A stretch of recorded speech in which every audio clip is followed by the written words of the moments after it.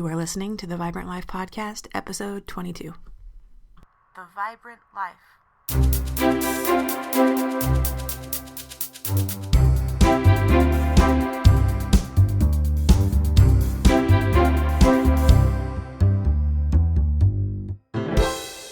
Hey you, welcome back to the Vibrant Life Podcast. I'm Emily Romrell, and I hope you're having a happy day. Are you living the good life this summer? Doing all the things that you love to do? I hope so. This is a crazy world and life's an adventure, and this podcast is all about helping us to enjoy the ride and become our best selves along the way. So if you're enjoying the podcast, a quick review on iTunes and a recommendation to your friends would really go a long way. Thanks in advance for sharing the love. You know, I've been thinking a lot about health and being healthy lately. This last week I had the flu pretty bad, and it's been rough. And you know, nothing really reminds you how wonderful it is to be healthy, like recovering from being sick. And I've also been dealing with some other health issues that I won't go into, except that I want you to know that I personally know the value of good health and how much it affects us in all the areas of our lives. So this week we're diving into this truth, and it's the first wealth is health. The phrase, the first wealth is health, is a quote from one of my all-time favorite writers and philosophers, Ralph Waldo Emerson. And he is a transcendentalist and believed that you could learn the most important lessons in life by observing nature and looking inside yourself. And I don't disagree. I think that's a good place to start, really, to learn things. And Emerson has quite a few great quotes on health. So I decided I'd just kind of do a quick rundown with you, and because each of these quotes embodies some amazing truths. So here's a quick rundown of health wisdom from one of the greats. Health is the condition of wisdom, and the sign is cheerfulness, an open and noble temper. And another one of his quotes that's pretty similar says, the best part of health is a fine disposition. Truly healthy people are happy people, right? I'm not saying that you can't be happy while you're struggling with your health, because the exact opposite is true. But think for a minute of the most joyful and vibrant people that you know. I bet they're energetic. I bet they have open hearts and noble temperaments. And I think that's one of the keys to true health, my friends. The next one says, we forget ourselves and our destinies in health, and the chief use of temporary sickness is to remind us of these concerns. It's easy to get complacent, right? I think it's important to remember that contrasts are what make life beautiful. And we all have to go through periods of sickness in order to know what's important. What are our priorities? What are our dreams? Sometimes we need bouts of hardship to put things into perspective. And when we really are healthy, we can recognize what a gift that is. We can go with gusto on our way to making those dreams come true. You may not know it, but Emerson was a poet. And this one's a beauty.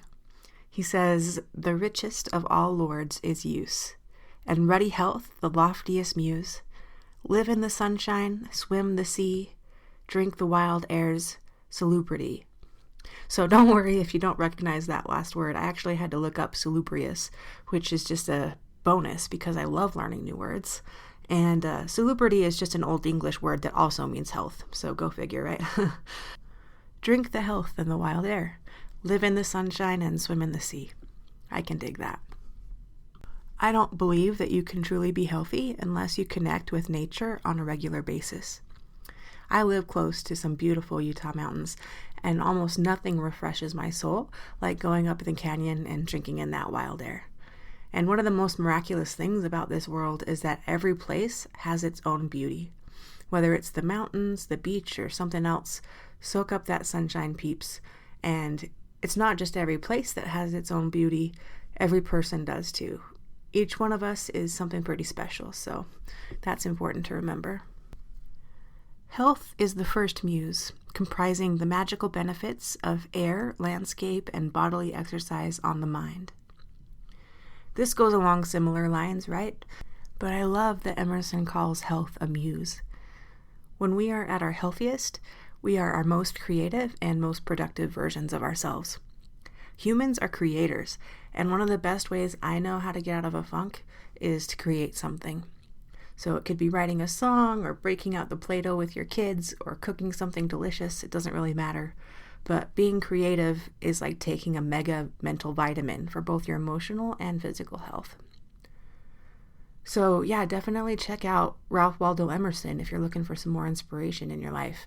He really is one of my very favorite writers. And so now that I've inspired y'all with his amazing quotes, let's talk about some basics about staying healthy. I think sometimes we get bored with hearing the simple answers in life all the time. But the truth is usually simple, and our human hearts and minds like to make things more complicated than they need to be.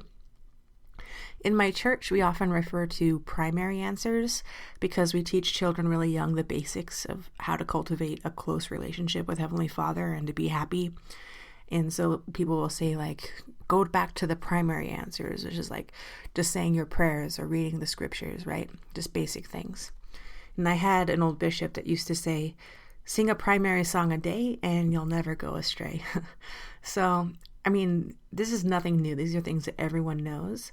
But these are the things that will make a difference. So the first one is drink water.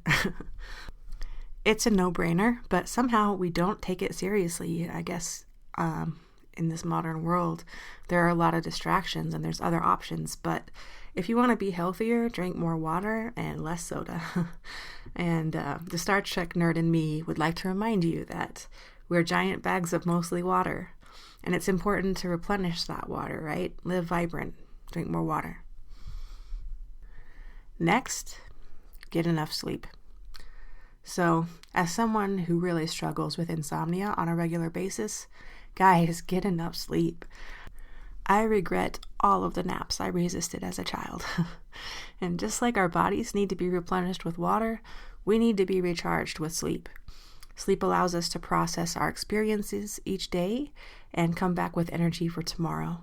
It allows our immune system to do its thing and fight off disease, and it allows us to dream, which is really important, right? So get enough sleep. Next, eat nutritious food. I'm a big believer that a chocolate chip cookie can change someone's world at the right time.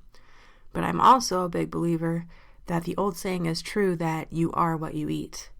And there's a lot of diets and conflicting information out there, but it's kind of basic. Like, these are the primary answers. You're going to feel the difference between eating 2,000 calories of a balanced diet each day that have veggies and complex carbs versus 2,000 calories of junk food. And I'll tell you this too, if you've been eating healthy and then you eat a bunch of junk, it's going to make you feel like junk. It's about moderation, right? Life wouldn't be the same without a great burger and fries once in a while.